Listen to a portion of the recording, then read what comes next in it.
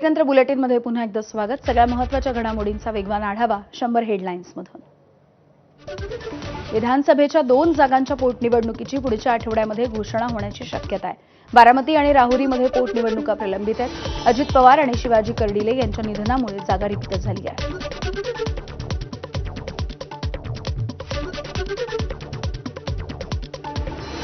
मुंबई महानगरपालिकेच्या स्थायी समितीच्या बैठकीला आजपासून सुरुवात होती आहे। अर्थसंकल्प सादर होताच पहिल्या स्थायी समितीच्या सभेमध्ये 2800 कोटींचा प्रस्ताव, गोरेगाव मुलुंड लिंक रोडचा प्रकल्पासाठी 2400 कोटी रुपयांचा प्रस्ताव आहे। नाशिक महानगरपालिकेची आज विशेष महासभा होणार आहे। शहरामधले रस्ते, खड्डे, अनियमित पाणी पुरवठा या समस्यांवरती चर्चा करण्यासाठी बोलवण्यात आली आहे विशेष महासभा। आजच्या सभेमध्ये नगरसेवक प्रशासनाला धारेवरती धरणार। धाराशिव जिल्ह्यामध्ये आज 8 पंचायत समित्यांच्या सभापती उपसभापतींची निवड। उमरगा पंचायत समितीमध्ये सभापती पदासाठी भाजप शिवसेनेमध्ये रस्सीखेच। कळंब पंचायत समितीमध्ये महाविकास आघाडी आणि महायुतीची समान सदस्य संख्या आहे। कळंबच्या पंचायत समितीमध्ये सभापती पदाची निवड ही चुरशीची होणार आहे। भंडारा नगरपालिकेच्या राजकारणामध्ये मोठी खळबळ उडालेली आहे। विकास निधीमधून डावलण्यात येत असल्याचा शिवसेनेचा आरोप आहे। विकास निधीमध्ये अडथळा आणला तर कोर्टामध्ये जाऊ, भाजपचा इशारा।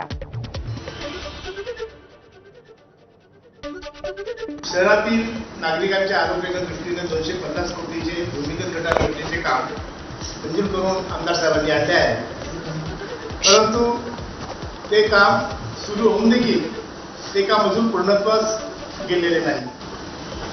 हे जे काम सुरू असताना शहरात विविध ठिकाणी रस्ते खोदलेले असून त्यांची दुरुस्ती अजून झालेली नाही। आजपर्यंत हा जो पहिला टप्पा आहे भूमिगत गटार योजनेचा, त्या पहिल्या टप्प्याचं काम पूर्ण होणं अपेक्षित होतं, परंतु तसं झालेलं नाही। भारतीय जनता पार्टी ही विकासाभिमुख कामाकरता प्रयत्नशील असते। भंडाऱ्याच्या विकासाकरता नगराध्यक्ष या नात्याने जे काही प्रयत्न करता येईल ते नक्कीच आपण पूर्ण करू। मी नगराध्यक्ष झाल्यानंतर माझ्याकडे शिवसेना गटाचे नगरसेवक सुद्धा माझ्यापर्यंत समर्थनाचे निवेदन देण्याकरता आलेले होते। त्यांचं निवेदन मी घेतलं आणि त्यांना तेव्हा स्पष्ट म्हटलं की तुम्ही निवेदन कागदावर न देता ते मनापासून जर राहिले तर नक्कीच आपल्याला भंडाऱ्याचा विकास करता येईल। आज राज्याचा अर्थसंकल्प सादर होणार आहे। मुख्यमंत्री देवेंद्र फडणवीस हे अर्थसंकल्प मांडणार। अजित पवार यांच्या निधनानंतर फडणवीसांनी घेतली अर्थसंकल्प सादर करण्याची जबाबदारी। दिवंगत उपमुख्यमंत्री अजित पवार यांच्या नेतृत्वाविना आज महाराष्ट्राचा अर्थसंकल्प सादर होणार आहे। वर्षानुवर्ष अभ्यासू आणि ठाम नेतृत्वाखाली अर्थसंकल्प मांडणाऱ्या अजितदादांच्या अनुभवी मार्गदर्शनाचा अभाव राज्याला जाणवणार आहे। अमोल मिटकरी यांची भावनिक पोस्ट। राज्याचे अर्थ राज्यमंत्री आशिष जयस्वाल यांनी प्रभादेवीच्या प्रसिद्ध सिद्धिविनायकाच्या मंदिरामध्ये जाऊन दर्शन घेतलंय। राज्याचा अर्थसंकल्प सादर होण्याच्या आधी त्यांनी बाप्पाचं दर्शन घेतलं। अजित पवार यांच्या विमान अपघाताच्या प्रकरणी पार्थ पवार आणि कुटुंबीय लवकरच पंतप्रधान नरेंद्र मोदी यांची भेट घेणार आहेत। तर पार्थ पवार राज्यसभेवरती निवडून गेल्याच्या नंतर पंतप्रधान मोदींची भेट घेतील। यावेळेला सुनेत्रा पवार आणि जय पवार उपस्थित राहतील। आमदार रोहित पवार यांनी उपमुख्यमंत्री एकनाथ शिंदेंची भेट घेतली आहे। अजित पवार यांच्या विमान अपघाताच्या प्रकरणी संशयास्पद गोष्टी या रोहित पवार यांच्याकडून एकनाथ शिंदे यांना सांगण्याचा प्रयत्न। विधिमंडळामधील एकनाथ शिंदे यांच्या दालनामध्ये या दोन्ही नेत्यांमध्ये चर्चा झाली। आमदार रोहित पवार हे उद्या दिल्लीमध्ये अरविंद केजरीवाल यांचीही भेट घेणार आहेत। अजित पवार यांच्या अपघाताच्या प्रकरणी आवाज उठवण्याच्या संदर्भात चर्चा होईल। सोबतच व्हीएसआर आणि अॅरो कंपनीच्या संशयास्पद कारभाराची माहिती देखील दिली जाईल।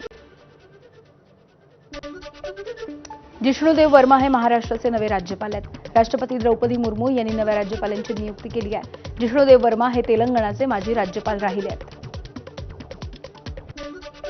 स्वातंत्र्यवीर सावरकरांना भारतरत्न पुरस्कार देण्याचा ठराव विधानसभेमध्ये मागे।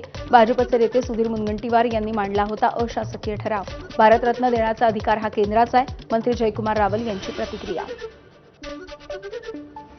मराठा उपसमितीची काल मुंबईमध्ये बैठक झाली। शिंदे समितीला आढळल्या 48 लाख कुणबी नोंदी।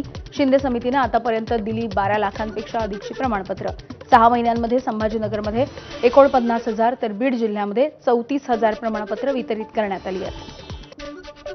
उपसमितीने दिलेल्या नोंदींच्या आकड्यांमध्ये तफावत आहे. मराठा आंदोलक मनोज जरांगेंनी ही प्रतिक्रिया दिली आहे. खोटं सांगू नका, मला खरं सांगा, नोंदी किती निघाल्या? माझ्या समाजाला मान्य आहे.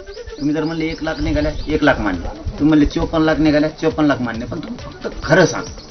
तर त्यांनी त्यावेळेस प्रोसिडिंग आम्हाला दिलं तर 54 लाख नोंदी सापडलेल्या नाहीत, नोंदी 57 लाख सापडलेल्या असं त्यांनी प्रोसिडिंग दिलं.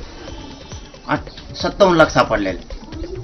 आणि आता आकडा काय येतोय? 48 लाख. म्हणजे याचा अर्थ असा होतो, मंत्रिमंडळाच्या उपसमितीला विखे पाटील साहेबाला आणि मंत्रिमंडळात त्यांचे जेवढे सदस्य आहेत मंत्री म्हणून, त्यांना खालचे अधिकारी कन्फ्यूज करायला लागले.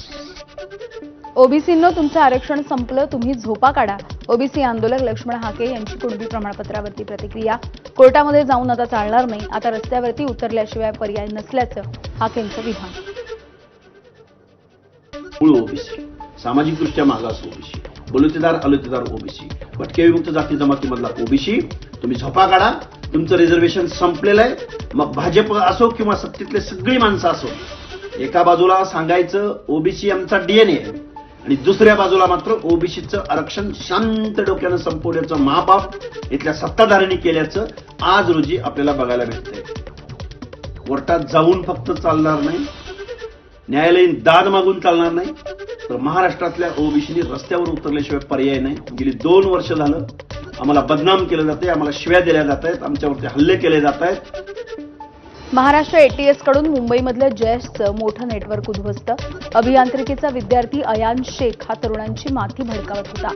पाकिस्तानामधून क्रिप्टो करन्सीच्या माध्यमातून फंडिंग देखील सुरू होतं. अयान शेख जैश ए मोहम्मदचा स्लीपर सेल म्हणून कार्यरत होता. उद्योगपती अनिल अंबानी यांच्या सहकंपन्यांवरती ईडीनं छापेमारी केली आहे. मुंबईमध्ये 10 ते 12 ठिकाणी ईडीनं हे छापे टाकले. Reliance communication, Reliance R com सोबत संबंधितांवरती छापेमारी करण्यात आली आहे. 2,467 कोटी रुपयांच्या मनी लॉन्ड्रिंगच्या प्रकरणामध्ये अर्चना कुटे यांना अटक. मुंबईमधल्या विशेष पीएमएलए न्यायालयाकडून अर्चना कुटे यांना 7 मार्चपर्यंत ईडी कोठडी.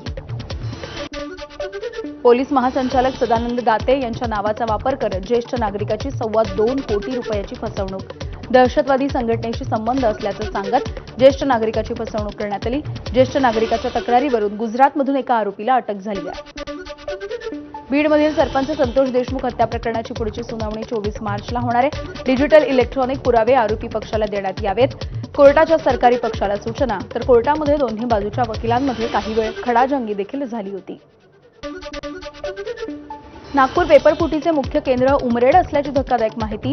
उमरेडमधील शिकवणी वर्ग संचालक डॉ. अतुल चौधरी पोलिसांच्या ताब्यात. शिकवणीच्या सराव परीक्षेचा, रसायनशास्त्राचा आणि बोर्डाच्या पेपरमधला बहुतांश प्रश्न आणि क्रम हा सारखाच असल्याचं आता उघड झालंय.